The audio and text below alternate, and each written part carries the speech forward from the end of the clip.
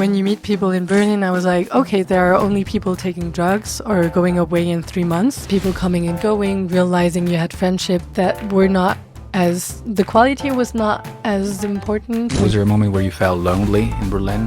When you go to a party and you come back and you feel like, where are the other persons? Today's guest on the Guten Tag podcast is Gabrielle Charpentier, the host of the podcast Berlin de Toi. Gabrielle is a French woman living in Berlin, and we talked about how to create meaningful connections in a new country. I had the feeling when I came to Germany, I was like, oh my God, like, no, everyone was eating behind their desk at the lunch. And I was like, guys, this is not how we're going to do this. What kind of things are very different between German and French people? Ooh. German are more calm and organized, and French people are like totally out of the blue, rude, arrogant. As a French woman, I don't know what kind of fantasy it awakens to people, but it's like, oh, you have a nice accent. And you're like, okay, just calm down. You see in their eyes, like Emily in Paris, La Durée, Croissant, I don't know what's going on. Yeah. I realized, oh my God, when you don't have this, but you experience a negative prejudice, this must be so hard. Germany, from my experience, is a country who is very grateful when you make the effort of trying to speak. People saying I go to the restaurant and they switch in English and I cannot practice my German. This is my recommendation, and I stand my point that if you want to learn German, you have to. We want to thank one of our sponsors for supporting this podcast. Wonder Tax is a platform that makes your tax declaration in Germany easy. Try it out for free and only submit if you're fully satisfied. Visit gutentag.wondertax.de and give it a try. Now, without further ado, let's start with the conversation. Welcome to the podcast, Gabrielle. Thank you, Eduardo. I'm very, very excited and happy to be here, and I'm very grateful. We often define ourselves by the job we do, but now we have this growing idea that our work doesn't define us. So, do you agree? It's a tricky question. I do agree with the fact that your work doesn't define you, but your action does. I do really believe in that. So if your actions are mostly your work, yeah, maybe your work defines you. Or I believe it makes more sense in that way, because it could be your thoughts. But and that being said, how would you describe yourself without telling me what you do for work, but what do you do, who you are, and what's your mission? Oh, it's exciting. Okay, I think I'm a very lived? Alive? Alive? Vivid? Vivid. I think it's vivid. Like vivid, joyful person. I really love meeting new people. I think this is one of the meeting new people, creating links between people, like meeting people together. And, you have people who know they can do stuff or who have possibilities, and you put them together and it's like triples, quadruples, and then you have something exciting and amazing that they wouldn't do alone. So I think this is, meeting new peoples, creating links between different people, and creating projects, like fun stuff that you just do because you're excited about it. Yeah. When did you arrive to Berlin? Not long ago, right? It was October 2020. And you came after your studies in Aix-en-Provence? Exactly. Is that right? And you were born in Paris. All right. How was this experience of moving from the big city to a smaller town in Aix-en-Provence? Well, this is not online actually, but my parents lived abroad when I was small. So I went from Paris to London to Singapore to Berlin to back in Paris. Nice. And then in Paris, I studied in north of France, in Amiens, then in Lyon, then in Aix-en-Provence. So really I did like a move from top to down. And going to a smaller city was traumatizing enough to go to Berlin. So I think you it wanted speaks to for experience itself. a big city again. I love it. And what do you think was the most challenging part of starting all over again in a new city, back in the big city in Berlin? I think at the end, it was really the meeting the right persons. That was my biggest struggle. I had met some people, but I love to say it, it's a bit caricatural, but when you meet people in Berlin, I was like, okay, there are only people taking drugs or going away in 3 months. Like, where are the other persons? Yeah, but that always depends on the neighborhood you live, I guess. I'm in Wedding, so okay. it's kind of. I think it's cool, but it was more like, how do you meet people? You can go to meetups, you can do sports, you can do whatever. And I wasn't really satisfied with the way I was meeting people, I guess. But they were leaving too soon. And a lot of them met too soon, or like you put efforts in learning to know someone, and then you realize, oh, you know what? Actually, we're not really on the same sensibility or topics. Or, I mean, yeah, it's okay. No, we're humans. Yeah. Everyone has different topics, but how do you deal with it? Yeah, that's an interesting thing. I mean, I also, when I came to Germany, I thought that every German was the same kind of type, like, like this kind of like hippie, green, something alternative kind of person. And I was thinking, where's the normal people? Like, why is all of these people that don't have the same reference that I do? Is like they don't watch the same films that I do. So I felt like very disconnected until I started to work. And there I started to meet like the normal people who go to school and then a career, and then they start in a normal company. And then I thought, oh, okay, they go to the movies and they know which Marvel comics film I'm talking about, because I was like in this little bubble of this kind of like, I don't know, social science students who actually think very different, because actually the students tend to think also very different than someone who already starts to work. Oh, that's so true. That is so true. Yeah. When I started to work, I had like friends talking to me about, oh yeah, it would be better if people were doing this or this or this. And I was like, you know what? There are women or men who are raising children alone, and it's important what you're talking about, but just get a job first and then we'll discuss, because you're in no position to dictate to people what you think. Or it's complicated, no? Because you have also people who are working on theory. And I think it's important to have, or I don't know, people writing, or they're like in different universe and they give us ideas and input. But this should be what you're doing.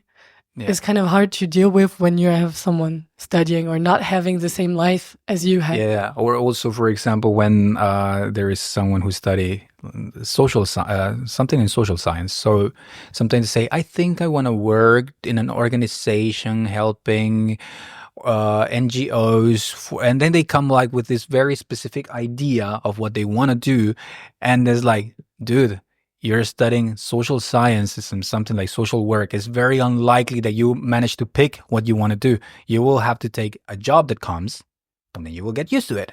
No, you disagree. Oh no, I disagree. I'll be like, go ahead, push it, go get it. But it's more about, I do really believe, and this was an amazing conversation I had with Daria Surovova, that I to say hi to. I hope Suvorova, I hope her name is right, who does a podcast named Woman Author of Achievement. Yeah.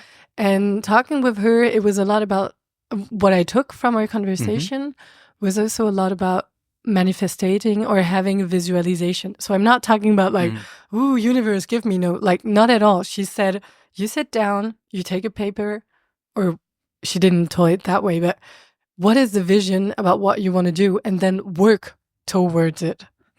So I do respect the fact that if you want to do, just go and get it. But the action you're doing have to be coherent with what you're aiming for. So if you're doing socials and you're saying, I want to have a big bank account, it's going to be like maybe a bit tricky. Yeah. I totally agree. I mean, in that sense, yeah, you have to visualize yourself what you want to do and where you want to go, because if you're just walking but you don't know where, it's complicated. It's complicated to arrive anywhere.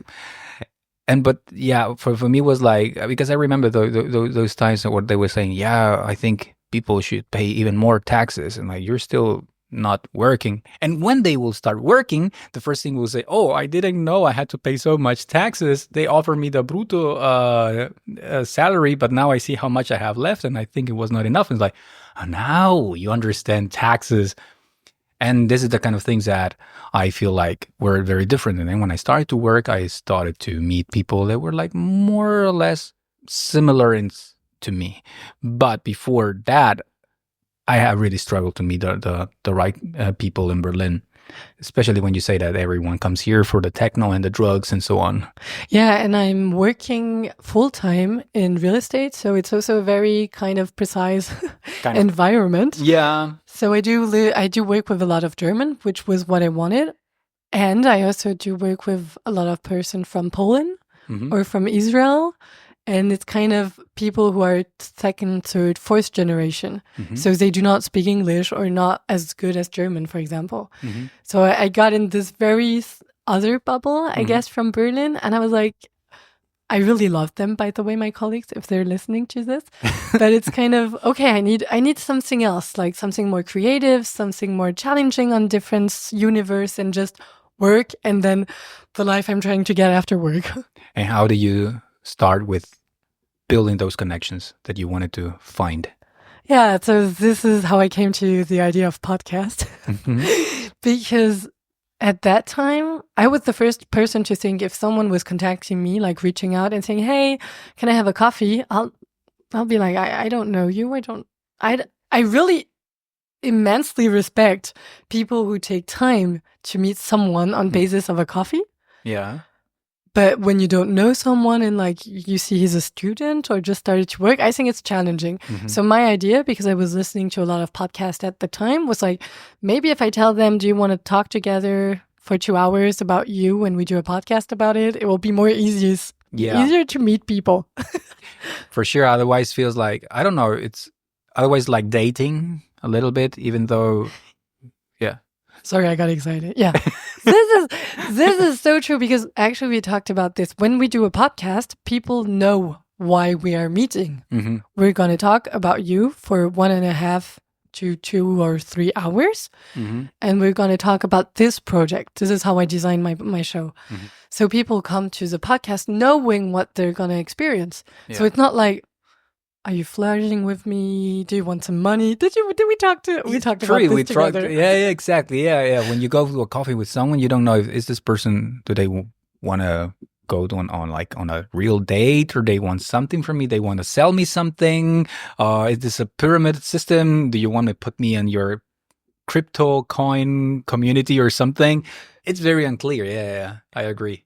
Hey, liebe Freunde. Sorry to interrupt this amazing conversation, but I need a little bit of help. If you're watching this on YouTube, you can probably see the subscribe button. If you do, it would mean the world to us if you can subscribe. That's the best way to support the show. Because when you do, I can show it to potential guests and potential brands and stuff like that. And it really helps to grow the show in so many ways. Have cooler conversations, cooler guests, and it just helps in everything so much. So if you don't mind, thank you so much. Now let's get back to the conversation. So that was the ground idea from building a podcast. And I was listening to one called Generation Do It Yourself, but it's a French-speaking one. Good one, yeah. And I have to say hi to Mathieu Stéphanie, who's the founder of it, because since he started, he was like, it's not complicated to do podcasts. You just need material, interesting question, and then it's done. And I just thought like, okay, let's just try it, you know. I was excited about the idea, and now we are. Here we are. And I mean, it's interesting because I know that some of your first guests, at least, or your guests, became your very close friends, right? That's true. I met Anna. Yeah. And yeah, I asked her, how do you guys know each other? Yeah. And then it was like, we did a podcast once. And it was like, oh, okay. So you became friends, like close friends with someone. Then you started just as a guest. I have amazing friends from the podcast actually right now. So this is what I mean. It's interesting because the more I deep dive in podcast world, the more I see the difference between everyone. And, you know, it's not just about like he does economics and she does environment or, you know, it's way more delicate and sensible. Like, what is the person doing the podcast really searching behind this? And I was looking for good connections and people I feel good with. So it's not always the best, or it's not always the most reference, or usually my type of guest kind of are first-time podcaster. I really like that, who are striving to do something. And I want to tell them, like, I see you. I believe in your project. I'm excited about, and I'm here if you want to have this kick. I'm going to challenge you in the discussion. And we have I think it's a very vulnerable place, and it's still like, it's going to go online. Yeah. So we are going to make sure that what we say, as much as possible, stays like non-polemic. I know we talked about this. Yeah, true. I do the whole opposite sometimes. And this is a good challenge for myself to see maybe I'm too comfortable, or maybe I don't try enough to push people in boundaries. Mm-hmm. But this is how I started, at least in 3 years, and it changed my life. It was crazy. Was there a moment where you felt like, before you were doing the podcast and you were trying to find your tribe, was there a moment where you felt lonely in Berlin? Yeah, I did.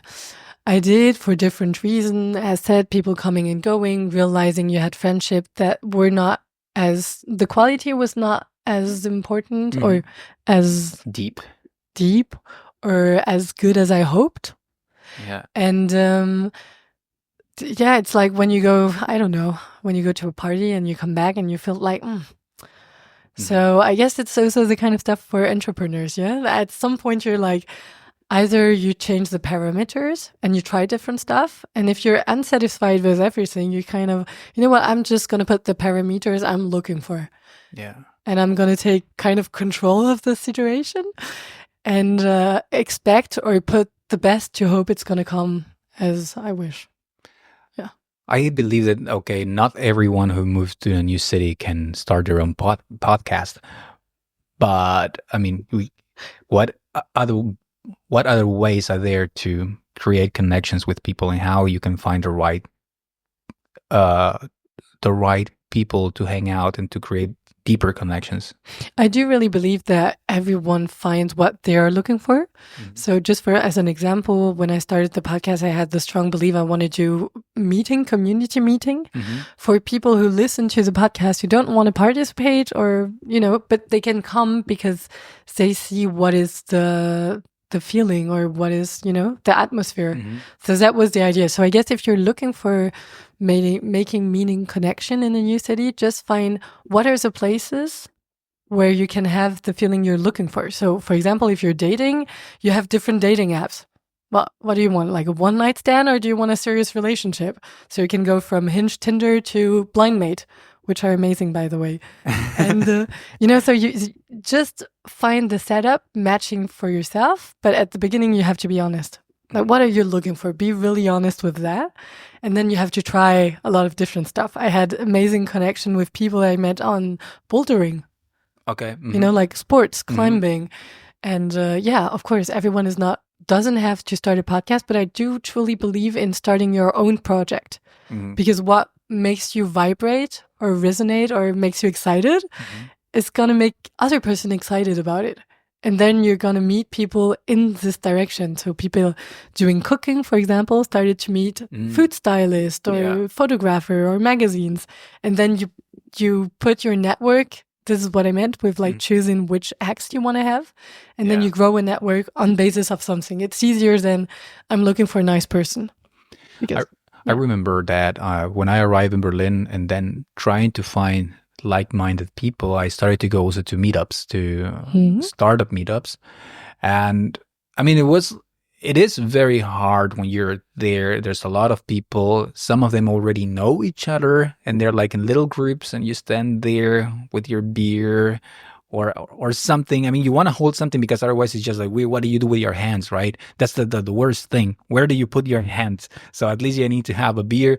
And if you're not a non-smoker, then it's harder. I had the feeling that smokers have at least that thing in common, that, we need to go outside. It's cold, so we talk between each other. Hey, cigarette bonding. Cigarette bonding. And I find it very hard. You consider yourself introvert or an extrovert? That is a good question. It's kind of, where is your energy, your resource energy based, I heard. So if you're alone and you gain more energy, then you're introvert. And if it's more about looking outside, you're extrovert. I have to confess, I'm a Gemini. You know what is a Gemini? The astrologist? I'm talking about this right now, yeah. Yeah, all right. Go ahead. And people often say Gemini has like 2 personalities because they're 2. Mm-hmm. And I consider myself as much introvert as extrovert, actually. Mm-hmm. But I think you talked at the beginning about what is the mission. I think this going to other person is kind of what is pushing me. But then I can be very silent for a very long time at home, and I'm very happy about it. Yeah, okay. Do you believe a lot in astrology? Not really. Not really, but I think it's an interesting way to have more keys or understanding about some other person. So, this, when you have text about, oh, your week is going to look like this because blah, blah, blah, is for me a bit complicated. I don't understand it well. But, you have name definition. What means Lardo, for example. And then you have characteristic of this name. Okay. And for me, it's more about getting more keys about the person I have in front of me. So I think astrology is still very exciting. Like, it's funny to see how people react just about it. Or I'm a Capricorn. You're a Capricorn. I have no clue about Capricorn. I really know like Gemini, Lion, and Pisces, like. Okay. And what brought you to Berlin? What was the thing that made it attractive for you? Was it your first option, your second option? It was definitely my first option. As said, I lived in Berlin when I was small. Okay. So 3 years between my, I think, 5 and 7 years old. So I cannot recall that good, but I think I always had this Heimat feeling. So it's like home feeling. Okay. So I always felt very comfortable being in Berlin because I lived a lot abroad as a small person. I think this is something people who lived abroad have in common. You always feel better in the difference. So, and still Berlin is a bit tricky because people don't see that I'm a stranger, to be honest. I could look like a German or Netherlands or whatever. So I do melt in, but I think in my head or culture, I'm very French. And then you have this difference between the people you blend in, but you still think completely differently about something. And it's funny. What is the things, or what kind of things are very different between German and French people?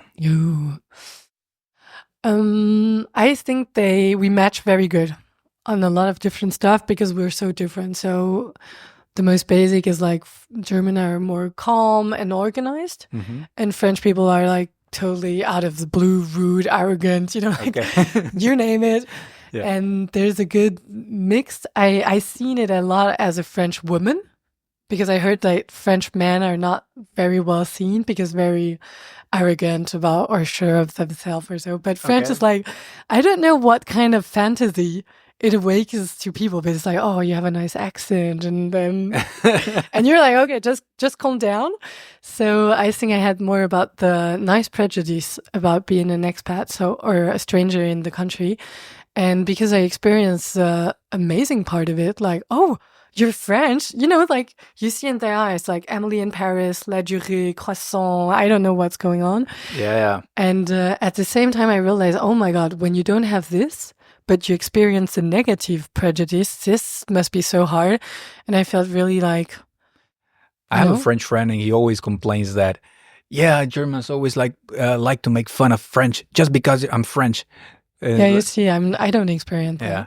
Maybe it's different for men than for women. Exactly. Between men, they see it like, there comes this arrogant womanizer. He's going to steal all our women. It's competition, whereas I'm like, oh, let's go. Yeah, exactly. But true, there's a lot of like nice prejudices, or like, I don't know, prejudice maybe is always a negative thing, like nice references towards the French people. Everything that you put something, or that sounds a bit French, sounds good quality, sounds delicious, sounds pleasurable for some reason. Yeah, of course, and that's why I do believe in the importance also of marketing. Marketing is a lot about, people always have the feeling they got betrug. How do you say that? Scammed? Yeah, kind of scammed by marketing, but I do believe that marketing is just, you believe in something very strongly, and you just put it in the way for other person to understand it. So French is about couture and the style and blah, blah, blah. And the marketing of it is when you go somewhere in the world, it's like, oh, French. Yeah. It's crazy. It's all about branding. It is. I do believe I think a lot of it is about branding. And people will always say you also have good reasoning for branding. So, you still have to show up there afterwards. Yeah. So if people are coming at my place, I have to do good cooking to be like living up to the French cuisine. I mean, I like that the thing that on the eating habits, that they are like, it's something that you enjoy. It's something that you take time. It is like not some practicality thing that you need. Oh, I just need to eat because I need to put something in my stomach. It's like, no, we're really going to enjoy it. We're gonna cook together, have some appetizer, the main dish, some dessert, the bottle of wine. Is like this whole like celebration of a moment. And this is a good example, because I had the feeling when I came to Germany, I was like, oh my God, like no, everyone was eating behind their desk at the lunch. And I was like, guys, this is not how we're going to do this. So we still don't do over 45 minutes or 30 minutes, but it's a first step. So it is like in Emily in Paris. Yeah, so it is, exactly. They say, are we 2 hours already here? Yeah. In France, it's normal. And for instance, then you work until 7 p.m. And when we work sometimes with French people, and they send us invitation at 4 p.m. And I'm like, in Germany, like everyone is like on the go, and 5 p.m. you have no one in the offices. So it's also something very enjoyable. But then you don't have 2-hour lunch moment. Yeah, that's a thing. Also, I had at the beginning a problem to get adapted. Like, okay, just eating behind the desk or something very quick in the kitchen, and that's it. When I also was like looking for like, look, there's like such a nice weather outside. I'm in a new city. I want to sit somewhere, enjoy it, have a talk with some friends or colleagues from work that later became my friends. But back then, I was like trying to enjoy those moments. And yeah, of course, I end my working shift a bit later, but I enjoy the day. Yeah. It's not like this is something I need to do so I can enjoy later. Yeah, I understand what you mean. But at the same time, and for the record, I do feel you have also a difference maybe in the culture. You have amazing dining places that are getting developed in Germany, also from German people. So this is French culture or German culture. I don't know. I think Instagram helped a lot in putting effort in what you're eating, for example, or how it looks like. And then it's again, like, how do you find the right places? And that's why it's also nice to have person talking or writing or explaining. And then my idea of the podcast was also to say, oh, Luardo, for example, these are the type of things he like. So if I follow him, I know I can get reference in this direction. So that's why it's also maybe important, what is your niche or what do you stand for? Because if you're showing it, they're also going to have people attractive from that or about this who are going not just follow you, but get information about what you're sharing about. Have you, you said you were using, or you said some dating apps being amazing. Did you use them, or you came already with a partner? No, I came single, and that was also an interesting experience. I know you did a funny podcast episode. Okay, about dating. Yeah, but it was a very different experience of someone else. I don't know, how was your experience? That's why I cannot say my experience was not as bad as everyone is talking about. So if people are listening to this, there's hope. But there's this big trend on social media that everyone talks about how bad I don't know why the dating scene is in Berlin. I heard about it, but I think it depends on where you meet the people. If you meet people in party, like, you shouldn't.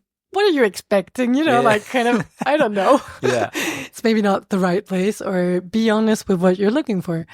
And it was also interesting because I had partners in Germany, and from one of my first partner, I usually talk in German with German partners because I really love the language and I feel comfortable using it. But at some point, I didn't have enough vocabulary to explain, to express myself. Yeah. So it was kind of a reason to go apart, and was interesting in my later relationship to see that my level of German was getting good enough to really, I always ask myself if people leaving an international team or international couples, if they're just like a floating part because they don't understand what the other one is talking about. And then, like, there's an aspect of, I'm not sure. I think in an international couple, I think at least one needs to be very fluent in the language from the other. I find it really hard when both of the, for example, let's put as an example of a French and a German, but they use English to communicate between both of them, but maybe their level of English is not the top. So it must be like there must be a lot missing in translation or a lot of ambiguity while they try to communicate. That's my impression. I used to communicate before just in English with my wife, but I also started to learn German. She started to learn more Spanish. So sometimes we just, I don't know that word in German. I will just use it in Spanish or in English, and I will be just a full mix of everything. Yeah, and I think it's also very, very beautiful to have this, to have the patience, because people are saying, oh, younger person or generation have no patience. Yeah, I think we do have we're learning this patience in other ways because we're in a very international world, for example. Mm-hmm. So you can judge very quickly on the internet or wherever, but when you're standing in front of someone, go judge them that way quickly. Mm-hmm. It doesn't happen. You take the time to try to understand, and I think it does learn you to be very humble mm-hmm. and just, okay. And beside the language barrier at the beginning, did you feel a big difference between German guys and French guys? What was the main thing? No. I didn't think so. I think it's more about maybe your taste, because they do look different, to be honest. But they act different? Did you? The French more romantic, as they say?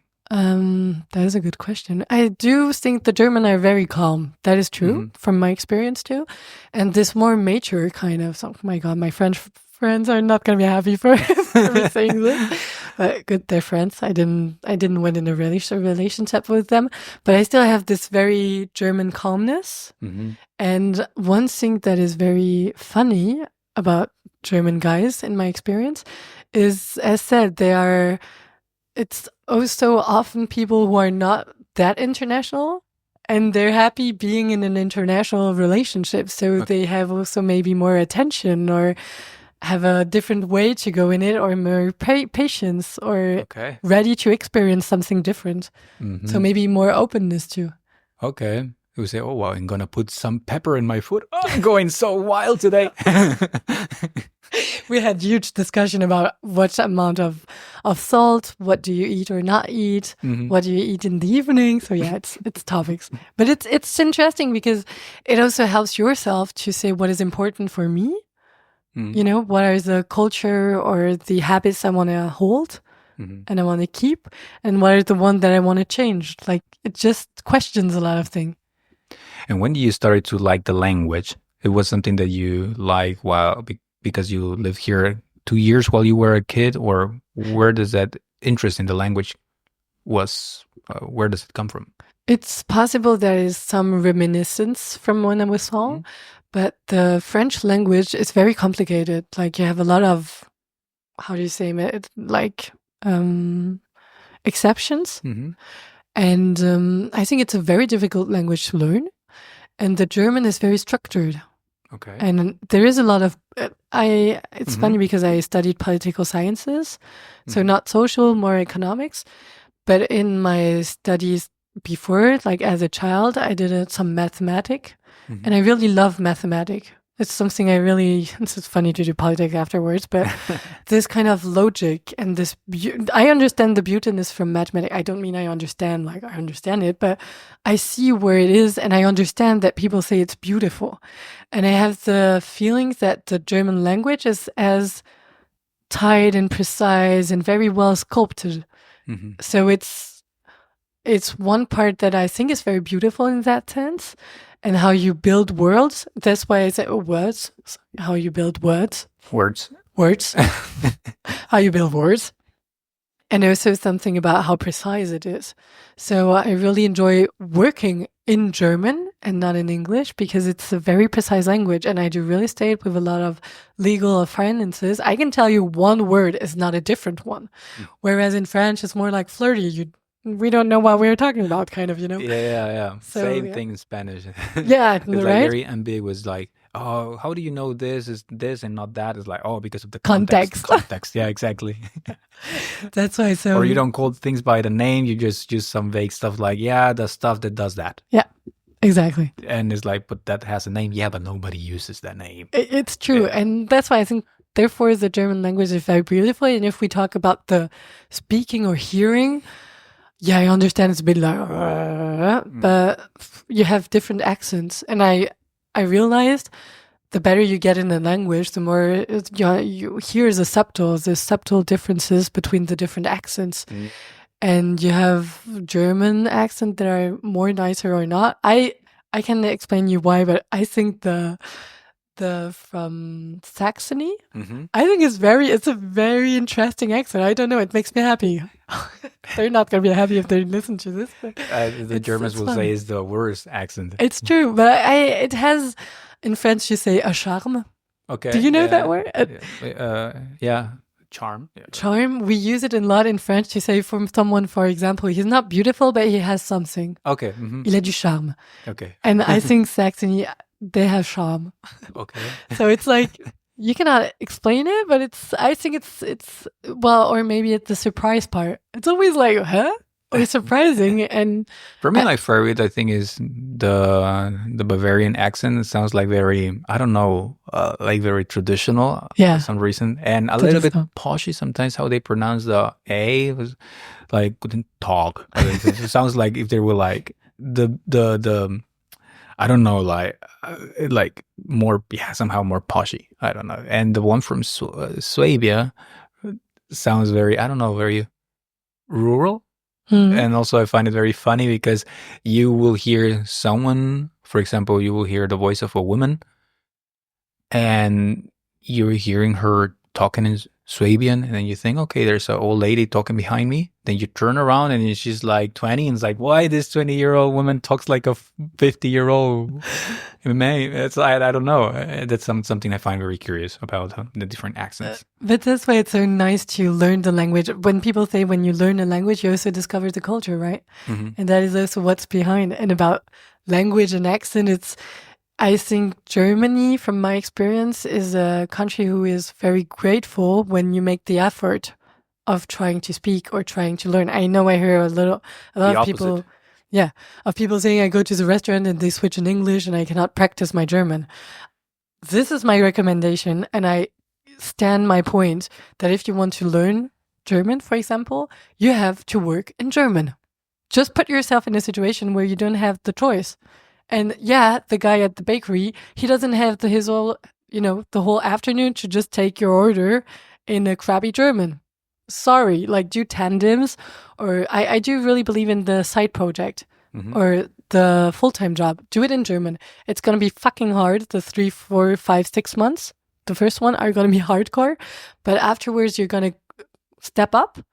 And what you get from making the effort is amazing, because then you also have a part where you can play, like, oh, I don't understand what you're talking about, when you understood it very well, because your level of understanding is always way better than your speaking one. Yeah. This is also something very fascinating, they talk about you as if you don't understand, and you're like, I cannot express this, but I know what you're talking about. Yeah. You know that what you said is going to go in a reel. I know. Because it sounds polemic, and I like polemic You do. headlines. But it's true. How I learned German, it was because I arrived to a job interview, and it was in German. I was speaking very crappy German, but I think their English was very crappy, so they stick to German. And I had no other option than to try to understand, try to express myself somehow using my hands and whatever. And it got better little by little. And you can put this in a second reel, but I do believe that learning another language makes you more intelligent. 100%. And it makes you more intelligent when you practice it full time, a lot of time, not, once every 3 days when I go to my practice of German lesson, for example. Like, you're not gonna learn anything from that. And again, it's a choice. You can be oh my God, there's so much French people living here since years who never learned. So it's okay. It's just what kind of experience you want to do from Germany or from your country. And living abroad, my thing was always blending in. I love it. Going somewhere and no one knows I'm a tourist. This is, I think, my best feeling in the world. I love it. I mean, that depends. If you move in Europe, of course, they will they will think that you're a local. that will not happen the same thing in India. This is rude. No, it's true. But like the kind of you blend in because culturally, I mean. Yeah, or the people don't. You have people. German are the best example. Sorry for that. When they go on vacation, you see they're German. Yeah. And I love to have the in between. You're not sure. You can see the person is not from India, but I mean we're in such a global world right now that now in Europe you do not assume anymore. You're not supposed to say hey, where are you really coming from? Guys, I guess we said we stopped this. Yeah. So I think this is also something you can benefit going somewhere else, and just it's about the experience you want to live. Yeah, I mean that's for example, I was last year I was in my hometown in Mexico, and I went in the morning for a coffee at 8 a.m. and it was very interesting to see an American old man in his bike and came to the coffee shop, and then he ordered in Spanish, and then he was talking to the barista. He was like a regular, hey, how are you doing, and everything in Spanish. The guy would look totally blend into the language, into the culture, into having a chit chat with a barista, and I think that's the kind of experience that you will miss if you live in a country without knowing the language, right? I do agree. Again, I mean, you can make it's a choice at the end, but I really like this blending in, and then you get so much insights from different stuff, and you get to know better a different mind or cultural aspect, or understand other people. It opens also what are your understanding of the world. Was it when you were working just in German with German colleagues, was there something there that took you by surprise that you didn't know about the culture? I think okay, there are positive and negatives. So just say in general, I didn't expect it to be so mixed. So as said, person from third, fourth generation backgrounds, migrants or ones who just arrived, from Israeli to Turkish to Polish to, so that was surprising. And the other one is the German culture at work. And I know it depends on where you work, because I had a lot of contra example, but this, it's a balance. So it's very nice because you can go at 4 or 5. No one is going to check what you're doing. And at the same time, if you're going to people and you're like, hey, we could change this because this makes more sense, or what about this? They start discussing everything. And then they don't take a decision. And the role of the chef in France is very different as in Germany. So you have these meetings where everyone is just talking their minds, which is beautiful, but you're like, and now what we're doing? And I have the feeling there's where my experience so far is kind of lack of leadership. And they will tell you a lot that it has with the German culture of the law, of working law, because it's very protective. Yeah. So if you have someone who doesn't want to work, you cannot just fire them. And I think it's good in a sense. But in the other one, in France, if you're not happy anymore, you go to your job and you're like, hey, I'm not happy, I want to go. Can we please make an arrangement so I can receive money, for example, from the, what is the name? I don't know, the Arbeitsagentur. Yeah. So you make a contract with the people. In French is Aufhebungsvertrag, it's the name in Germany. And this is something they're like, oh no, we don't do that. So the people is just going to be the person who want to go, don't have the possibility to go earlier. So they're just going to put themselves how do you name it? They're going to be a stick for 3 months, and then they're going to leave. And you're like, how fucked up is this? How can it work? Yeah. So I was surprised from my experience so far from the lack of this culture, this work culture. In France, it's like, you do your studies, you're finished with 23, 24. Usually, a lot of person with master, not everyone, but I mean, it's kind of became the rule. Common, the common, let's say. And then you start to work. And the goal is you work as much as possible. So at 40, 50, you can retire. Kind of. At 62. Oh, those French, they're suffering so much. They retire at 62. But, it's kind of the spirit. And in Germany, it's my feeling again and my experience so far, kind of. It was a lot about oh, I studied this and then I went to this and then I just went to this. And like at some point I'm 30 and I have a children and now I have to work because I have to provide. Yeah. Yeah, I have seen that a lot. Yeah. But at the same time, I have very good friends who are amazing entrepreneurs and founders and super active. So again, you have different cultures. But this first work, when I started to work, I was like, I had another image of what I was hoping for. But maybe I mixed up like London American culture and like German culture. So I mean, if you go with the stereotypes, say, but they're so efficient and everything works, they must be like because they are like super, I don't know, like implicated. Yeah. But then I realized that they were like more like waiting for the weekend and for the Feierabend more than anything. So I was thinking, but how does everything still works? It's crazy. I completely agree. And as said, there is always very good people doing a lot of work for everyone. It's really the rule of 80-20, you know? But I was surprised. 20% doing the work of 80? Yeah, kind of. And again, I don't mean to be rude if people are listening to this. It's kind of more what I see. Especially your colleagues. No, but it's true. It's more about my experience. And then, I mean, they're still doing their work, but it was surprising for me because I saw this enterprise culture. So this is a bit of like the next step I'd love to go to after kind of podcast is how do you put people together and give them the spirit of something and you give them the habits, because it's like deep talk, not just small talk, but also the real talk. They don't do real talk. And they're like, when my boss come to me, for example, or colleague, and they're like, hey, what do you think about this? I'm always like, you really want to know what I think? Like, be sure, because I'm going to be like hardcore true about it. And it's my reality at one moment. So maybe in absolute, it's not true or it's biased or whatever. But if you're asking me, you're going to get it. Yeah. Are you ready to deal with it? Yeah. And I think that's the part that they also enjoy or can like step on, but it's not common, I guess. And I think it's sad. Or in Berlin, you have a lot of international people who don't just come for a party.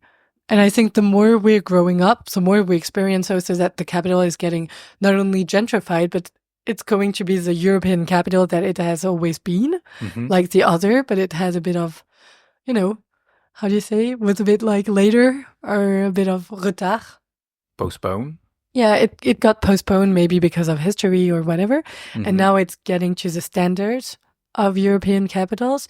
And then it's how do you put this culture, enterprise culture, for people who really want to do something. Then you have the older who retire. Yeah. You have the middle who don't really want to work or you don't know. The Gen Z or and then you have the younger people who are also lost, but there are some of them who really want to do something. Yeah. Well, from who can they learn? Yeah. And this is what I have been more struggling about. Like, where do I find people who can teach me something or show me something? But again, when you look for it, you find. And I got also very lucky on that point. But maybe it's just like working context or working landscape looks like this. And this was the experience for me after graduating. I didn't realize it was so hardcore. Yeah. For me, yeah. I mean, I also was expecting something different, and also like where are the people who want to do something? And I've met them when I started to go to meetups, because I was like thinking, hey, everyone was like, oh no, I just like to chill after work, or oh, I just like to go hiking on the weekends. And it's like, but who has a project or something that they're really like thriving for? And until I started to go to the meetups and I started to meet their crazy people with crazy ideas of I'm gonna make the next whatever app, I thought, okay, here I like it here. You found your people.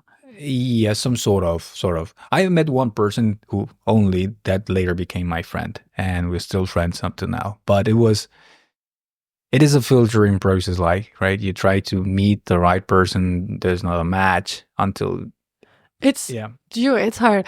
I had some very good friend of mine visiting last weekend, and it's like plus 8-9 years friendship. Okay. You cannot top this, Yeah. You cannot expect from someone you just met in a city to be better or as good as a friendship over 8 years when you were like in college or studies and you had nothing else to do than talk together and do shit. you know? Yeah. So it's also hard about this part of how do you do friendships when you're an adult with a family or with a full-time job. And it's interesting because I have the feeling the world is also getting more honest about deep connection, for example, or okay, what do you want? What do I want? What do we want to talk about? What are our common values? And can we do something with this or not? And I think it's more easiest when you have a project. So this is my project, if you want to join, or if we do all pottery, for example, then we have a common project, which is let's do pottery. Yeah. And it's a cool ground basis to start something, or sports. Or a podcast. Or a podcast, of course.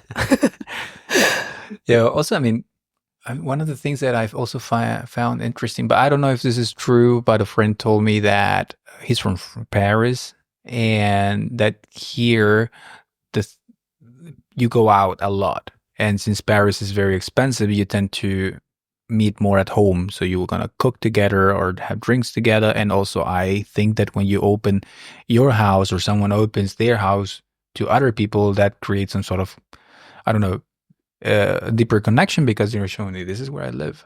We're not meeting in a neutral place somewhere else. This is my bed. This is my mess. So you're like exposing yourself. You're making yourself somehow vulnerable. And a lot of to create connections with people is like to be this openness and being vulnerable to each other, and that's where you share something and creates a better connection between.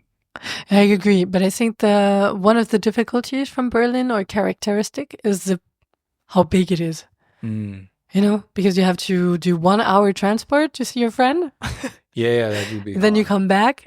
Whereas if you meet in the middle, like, it's 30 minutes. True, yeah. So we should do. Oh, I live in, I don't know, Lichterfelde or something like that, and you live in Schönberg. Yeah. Or Zehlendorf. Yeah, exactly. I went once to visit a friend in Zehlendorf. It took me almost an hour. That's why. I was like, wow. You know what? We should do like restaurants and out for a restaurant and dinners and in for a sleepover. Yeah, exactly. And talking about projects and Berlin being a big city, it's also a city with a lot of distractions. How can someone manage to focus on their project and what they want to achieve in the city when there's a lot out there to distract you? That's a good question. I do not get FOMO. This is like basically it's not my thing. At the same time, when you say there's a lot, I have the feeling in Berlin it's difficult to find it. So yeah, there's probably a lot, but you have no idea where, when, where. Yeah. So that's why I do speak about FOMO newsletter. It's kind of a good overview for tech if you're looking for events. And then, stay focused. And I don't really have a recommendation on this because I don't get disturbed, kind of. But I think it's more important to know what you want to achieve. We're back at being honest about what you want to look for, and then be mindful. If you want to do an experience, if you want to be completely drunk or have a crazy party, well, be honest with it and go for it.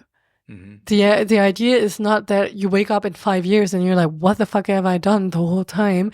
And that you start to regret it because that is stupid, you know? And then each of us are different. So find the balance that makes sense for you, kind of. So I've never felt like overwhelmed by the fast-paced rhythm of life that can be experienced here in a big city. Well, I think maybe we have a difference in France, where ours is even more intense. So I have the feeling it's very cool here. But maybe someone from New York is going to tell you, oh yeah, it's going to tell you the same. And from someone coming from a smaller city is going to tell you something different. But for me, it's actually very cool. And this is also one of the idea of the podcast was to say, people who are doing something, give me your actualities because then I can also share them. Because I have the feeling one big struggle in Berlin is you have a lot, but it's like all over the place. So are you looking for opera, workshops, meetups? Yeah. And you have to go on 7 different apps. So it's challenging. So that is more my feeling. And then it's big, so you have to travel and come back. What is, in your podcast, Berlin de Toi, what does it mean, Berlin de Toi? Berlin of you? Berlin de toi. Yeah, actually, Berlin de toi, yeah. there was when I started it, I was kind of okay. I want to do a mix of like French and then English and then no, not English, French, German, kind of. Mm-hmm. Oh no, it's actually only French. Wait. So let me restart this. When I started it, I wanted to have the French touch, but I wanted it to be like, oh, Berlin de toi, it's beautiful, you know, and it works perfectly. Sounds French. It sounds French.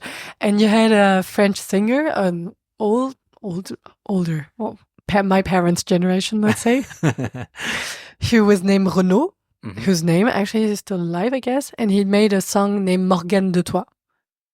And Morgane, if I remember well, is the name of his daughter.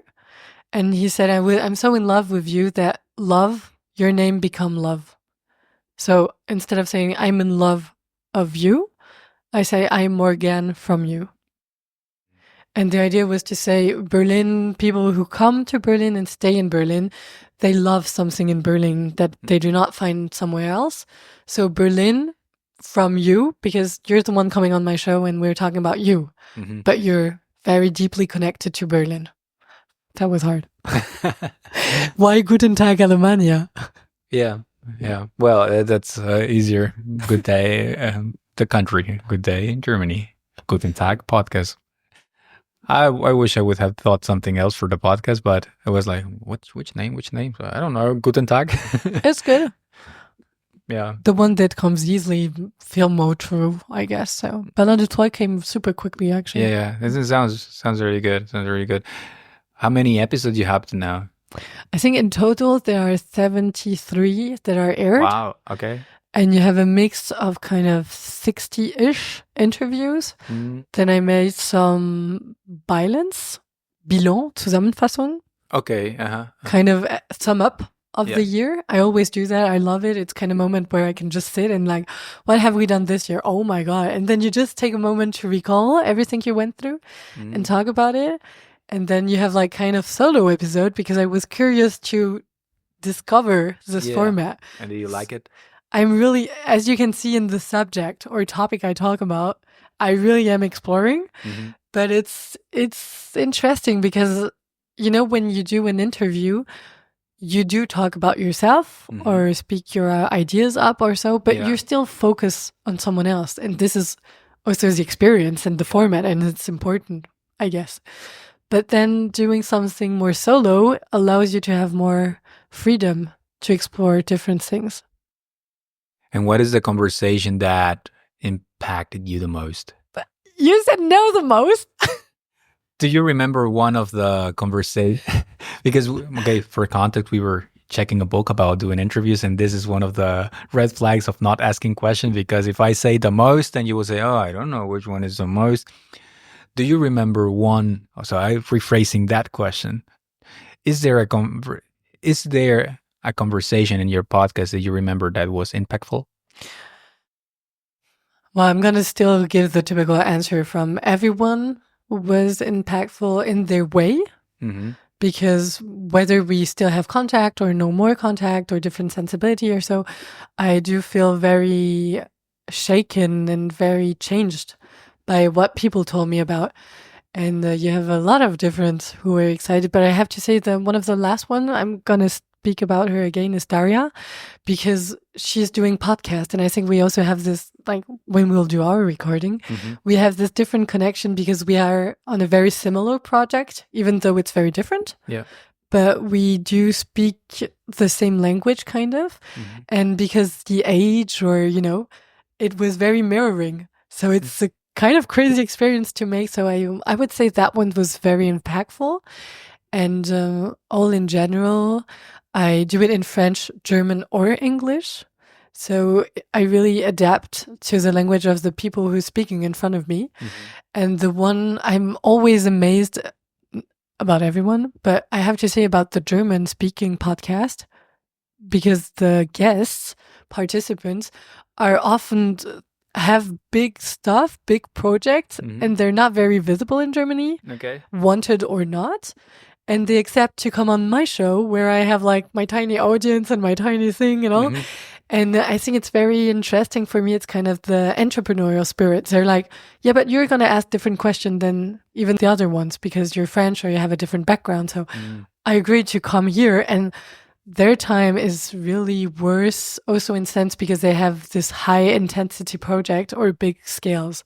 Yeah. So I'd say the German speaking one, I have them also in my heart because it's a difficult language for me, and they're very patient. So maybe... Yeah, I am very also, I have to say respect for that because you do them in German is something that I wish I could do because there's a lot of very interesting people out there in Germany, in Berlin, that they're native Germans. And of course, the best way they could express their ideas or their thoughts is in their own native language.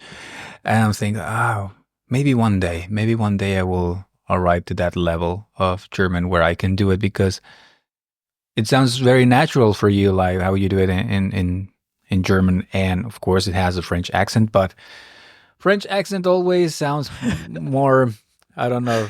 There is also a lot sounds expensive. There's also a lot of mistakes in them, to be honest. Like when I really listen to them back, but you're like, oh my God. Oh, yeah. Because we were talking about this too. When I re-listen to episode I make, I don't care about my, voice, or I never got focused on it. But the German ones are really hard to hear because I hear the whole mistakes I make. Like, it's so hard. But I'm sticking to the project. And as long as I have people who say, I agree doing it, I kind of trust them. At the moment I'm like, I cannot trust myself on this because I'm not too hard, but but they want to do it, and I do believe in my intuition of I want to do it in German.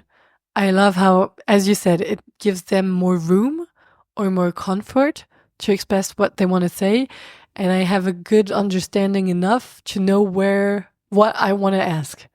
So I just trust myself in this, trust them if they say it's good enough, and I know the progress you make is amazing too. So it's learning by doing. Yeah, and how long it took you to learn that level of German? I usually say the 3 first months was hard. Starting to be 6 months, I feel comfortable. But that was in 2020 when you moved here. You started to learn German, or did you learn before? So I'm gonna do again because people are always like, "Yeah, but you learned before. It's No, it's no difference. When you start working in a language, especially German, you have no option, and it has nothing to do with the papagei, like in French. And French learning in German is like a papagei, a parrot who talks. It has nothing to do with it. So I came to my first job and they were like, "Oh, Gabrielle, kannst du bitte diese Beauftragung auslösen für die Wartung?" And I didn't understood a single word of it. So yeah, I had the structure. I had the practice. But I think the only difference is it gave me more confidence. It gave me a tiny boost of, because they trust me that I should understand what they're saying, and that, and also this, I choose to get strong on two stuff. One is kind of be nice. Because even if you're bad in a language, if you're nice, smiling, polite, it helps. Okay. Because if you're like not good speaking and then you're being rude, it's not progressive. So that was one. And the second is I'm very fast. So if you give me something to do, I'm going to go straight to the point and do it as fast as I can because I'm like, this is my only asset. And I didn't realize it, but while doing it, it was more about like, oh my God, please don't fire me. I have to be quick, I have to bring something on the table. And the more I got to learn the language, being fast still stayed. So then you become very efficient with a good level. Yeah. And this is the moment where you start really leveling up. And it took me 1.5 years, I'd say. Wow. So it's long. That's really good, yeah. But it was worth it. And it's 40 hours a week. Okay, yeah, but that truly, as I said, like that big advance for me in German was when I took a job and I was there for a year, and it was only in German, so it was like 10x improvement. And then it's speaking, writing, and talking, right? Yeah, well, writing I still would need to work on that. I cannot write in German. But in your job? No, the job was no.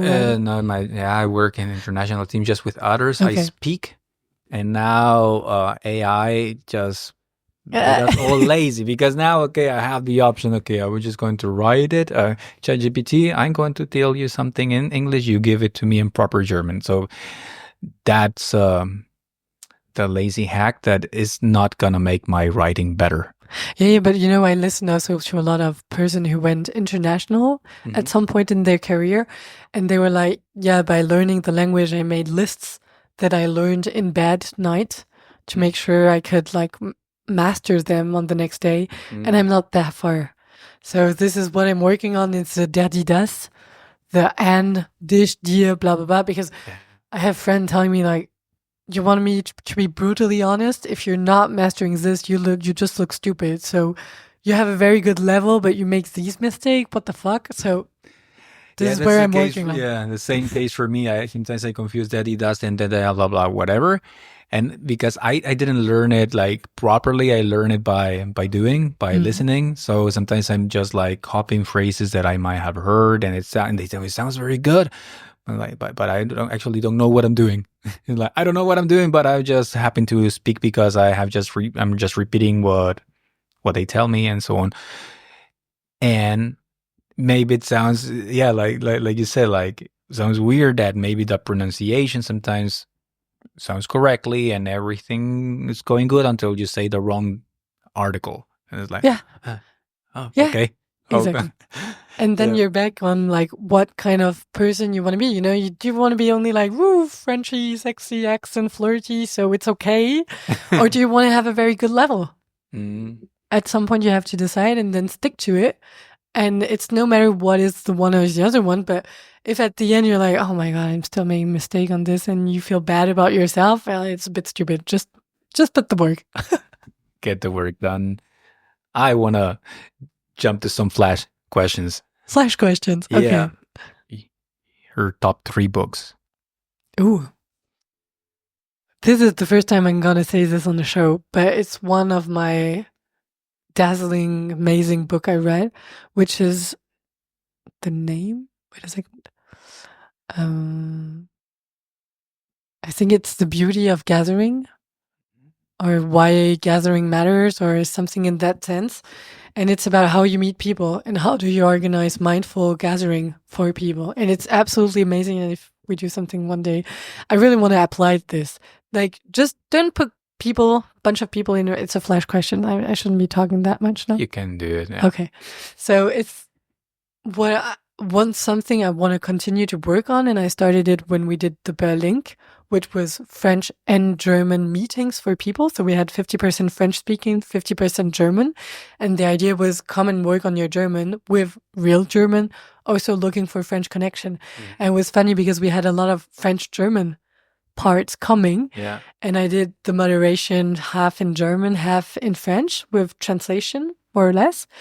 And this meaningful gathering, how do you put people in a room, and then how do you organize it for not having the groups that already know themselves, or the ones switching to English, or how do you create a very mindful environment for people to make the effort to go create meaningful connection? And I did a solo episode about how to make networking, because it's really about this scan the room, pick people you have a good feeling about. And if you feel I'm not getting anything more out of this conversation, just go. Don't stay and ruin your evening because you wanted to be polite or whatever. Yeah. Cool. So the gathering one, The Alchemist, do you know that? Paulo Coelho? Yeah. That is amazing. That is absolutely go. And a third one. I really loved reading about the Tsubaki library. Papeterie. Papeterie is not library. It's where you buy paper. The Mac paper. I don't know, So the Tsubaki paper. The paper shop. from Ogawa Ito. Okay. And this was the book who really decided me to go to Japan because it's, Japanese, that is also wonderful with languages and reading. When you read books, you can just go in a completely different culture and the culture is translated in your language. So you see the difference, you can feel them, experience them. And the Tsubaki shop, whatever the title is in English, is a wonderful, very calm Japanese way of reading the book. And if you feel down now that we're in autumn, winter is coming, this is a wonderful book where you'll feel it's incredible. Nice. I hope I saw it good. What are you optimizing for your life right now? Optimizing for my life right now? That is a good and hard question. It is a lot of question I've been asking myself lately. And there is one part about the meaningful creation, like how do you have good communication between person? How do you say your truth, or how do you work together? I'm fascinated about team working together. How do you put your energy in something? And I think I'm working on or optimizing on this vision, like being more honest or clear about what I want to do, how I want to do it, how much time do I take for it, how much effort I put in it. So this more mindful living, but not in the way of, I'm enjoying my life, but like, I want to do this or I want to get there. Let's just go for it. What's something that most people would disagree with, but you strongly believe in? I don't know if I think most people disagree about this because when I talk about it, I do see the difference. I do believe that everyone has something interesting to say or to bring to the table, and they just have to be put in the right conditions to do it.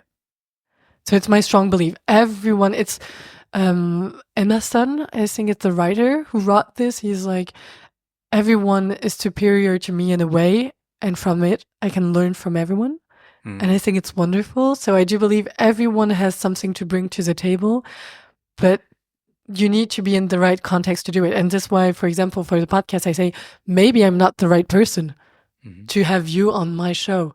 So even if you feel aligned with my curation or the question I ask or so, I still need a vibe, or I still need to feel confident to have you in front of me and ask question. So sometimes it's not the right moment or the right condition, but never stop believing you have something to say or to do or to bring. What's something that would feel good if it happens? I'm curious about where the Berlin de Toi project is going. And I think one thing would be amazing. What I really love is like getting projects real in life. And we are launching a French-German calendar. You have the exclusivity, actually, because it's going to come out in the next week's days, the announcement. And it's a project that we had an intuition about with Berlian, artist, who's an artist. And I talked to her about it, and she was like, yeah, just let's do it. And, from nothing came a project. And even though it may stay small or not that big or whatever, we still did it. So to come back to your question, I think this thing about being more honest or clear about what you want to do and giving yourself what it takes to achieve it is what I wish. That will be great in the next months, days, cool. years. My last question was going to be, what's next? But I think you just said it, right? This project with the calendar. The calendar is next. Or is next coming out? The other next I really want to be back about it is the meeting.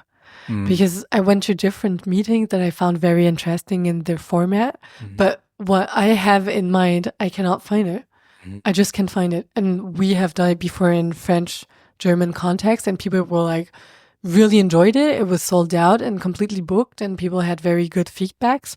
So I really want to go back to this meaningful meeting and make it very mindful and having a very special place that might be private or not. I have to look because this is about the book in the book.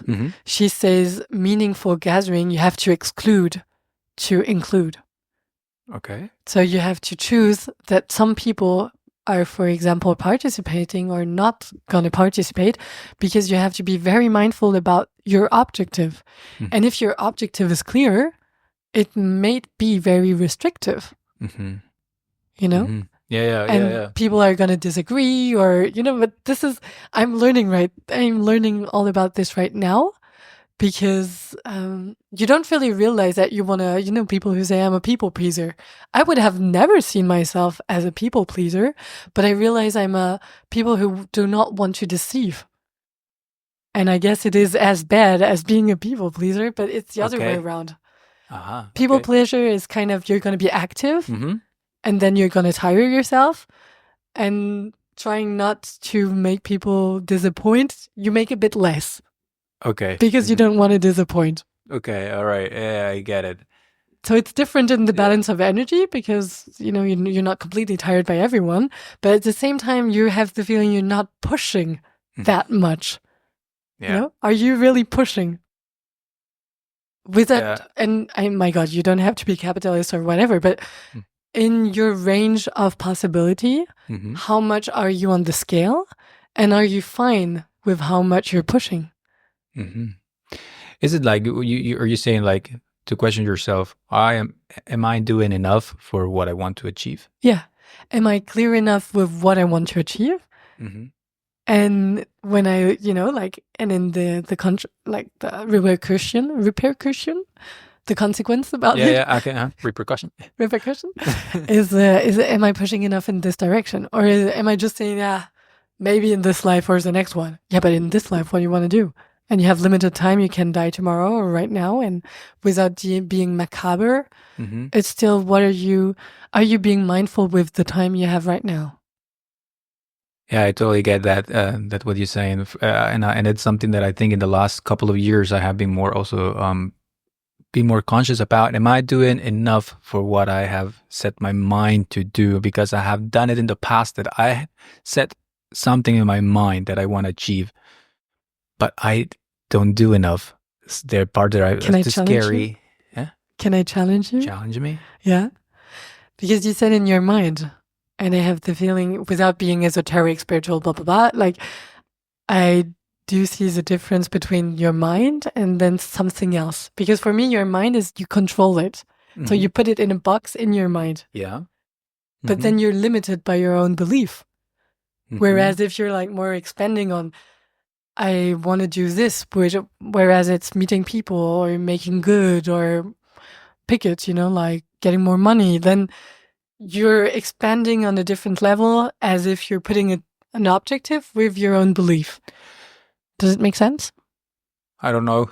But does it has to do also what we talked at the beginning about visualizing what you want to do or what you want to achieve? Because if you cannot see it, then how do you can imagine the where you want to go, what you want to have, if you really cannot really visualize it in your own mind or whatever you want to put it?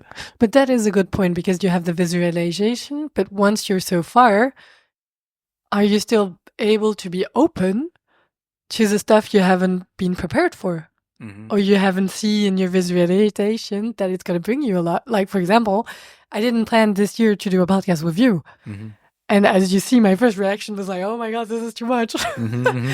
And then it took me a few months to get ready to the idea. Yeah. Whereas I'm the other way around, because I knew I really want to do it, but I didn't feel ready.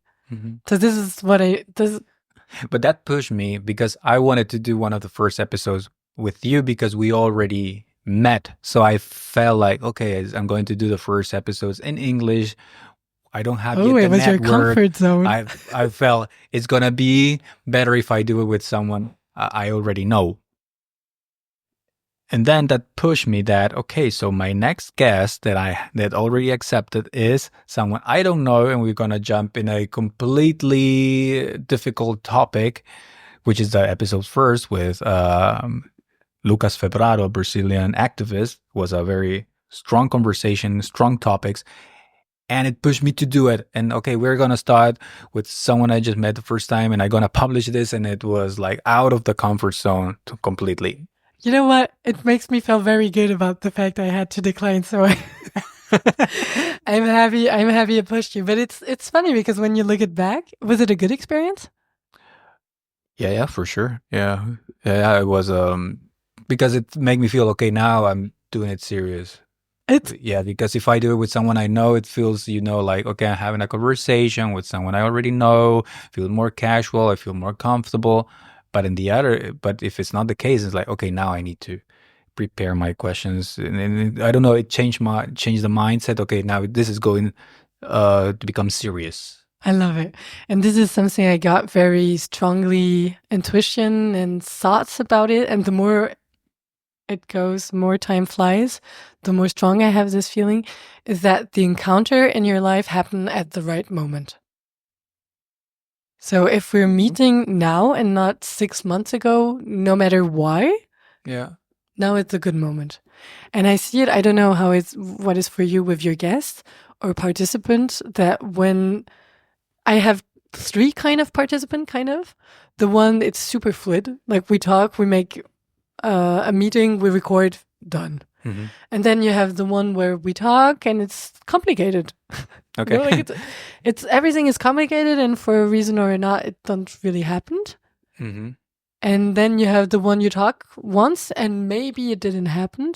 And then 3 years after they come back and it's the right moment. Mm. And afterwards they tell me, you know what? I wasn't ready 2 years ago. I wanted to do the podcast or participate, but I wasn't really as good as I am right now. Mm. So I do strongly believe that the encounters you're having is telling you something, or, and they make sense, like it's 2 human beings at one moment. It's so, when you look on statistic level and all, it's so improbable. It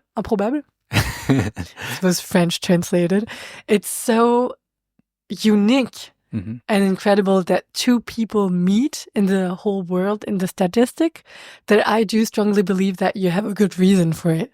Mm. And if it happens or not, it does have a reason and it makes sense at the end. Gabrielle Charpentier. Did I say it correctly? You said it correctly. It sounds better when you say it. Gabrielle Charpentier. Oh, that sounds better. I have a lot of Charpentier. I have a lot of training. Yeah. It was a pleasure having you in the podcast. Thank you for being the guest number 20. Thank you very much, Lado. Not most of the podcasts make it after the 20th episode. So I heard. Yeah. So I'm a milestone? Yeah, you're a milestone. You're a milestone in my years. This year was crazy. Thank you so much. It was a great pleasure and honor. This is the Guten Tag podcast. Oh, this is the Guten Tag podcast.